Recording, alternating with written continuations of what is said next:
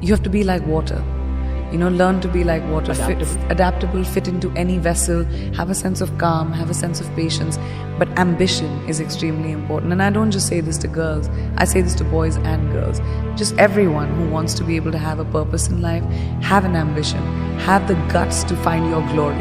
It's extremely important to have guts, to have conviction, to be able to say that, this is what I want and I want to achieve it. I learned it from the very, very strong people in my family that I looked up to, that showed me that it doesn't matter what your circumstances are, it matters how large your dreams are. And I have really large dreams. There's something about knowledge.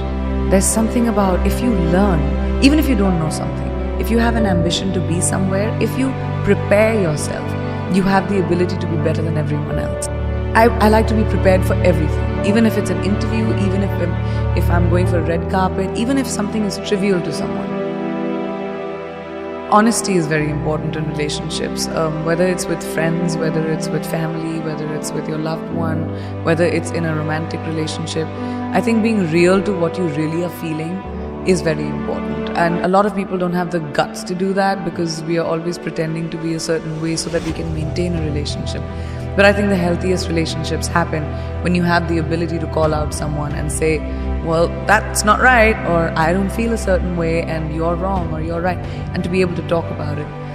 It takes taking that cloak of being careful about your emotions off, but that's very important. I really feel like you are defined by, every time you're defined by what you do next, not what you left behind. There's no point of doing the same thing over again. I try not to do the same thing over again. You have to take risks. Risks are so important in evolution. Playing it safe, yeah, you can have an existence, but you'll never be someone who's a trailblazer. My dad was extremely sensitive, but he was also like my biggest champion. The one thing that I learned from him was the hustle. He always taught me that don't be afraid of the failure. What you do next after failure is what will define you. Everyone fails. It's going to happen to you, it's going to happen to me, it's going to happen to everyone. Instead of sitting on your hands and saying, I can't do it again, find the courage inside of you and saying, what can I do differently? How do you look back into your mistake and say, all right, that was a mistake, great, not doing that again. That's something I really learned from my dad. My parents never wanted me to have a what if in my life. What if I had done it? What if I had tried that? So they always supported me. They said, no matter what you do, whatever mistake you make, have the confidence to come and tell us. Because even if you kill someone, my dad, I remember him telling me this, even if you kill someone, come and tell me, I'll help you find the body. I'll help you bury the body, but then I'll take you to the cops too. So you'll always have to have courage of conviction. We spend our entire lives trying to figure out who we really are, and then we change. And then we figure it out, and then we change again. And I think that's the most constant, right? I'm constantly changing, constantly evolving, and I'm hoping that everyone's still curious about me as I keep doing that. I've had so many times whenever I'm doing interviews, people always ask me that, oh, you're doing a movie with, a female co-actor. Did you guys get along? Were there catfights? But when it comes to boys, they say, oh my gosh, that looks like a bromance and everyone got on so well. So I feel like over time, because women have the lack of opportunity, we were pitted against each other because there were only 5 opportunities, 5 places a woman could be hired. And so we were elbowing each other out to get to that one spot.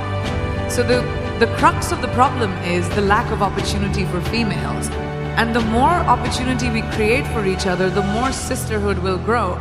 We're 50% of the world's population. We need to be represented in every field like that. We need to be empowered by each other, by the people who are in positions of power, by putting us in positions of power. So I realized many, many years ago that the more I champion women in my own small way, maybe I'll be able to create a world around me at least where, women run the show, because we kind of do it really well. We just aren't given the opportunity enough, Yes! When I was very young, I started working when I was 17 years old. And I remember my mother telling me this really young, that women should be financially independent. It doesn't matter who your father is, it doesn't matter who your husband is going to be, it doesn't matter who your brother is, it doesn't matter who the man in your life is. You need to be responsible for your finances and be financially independent.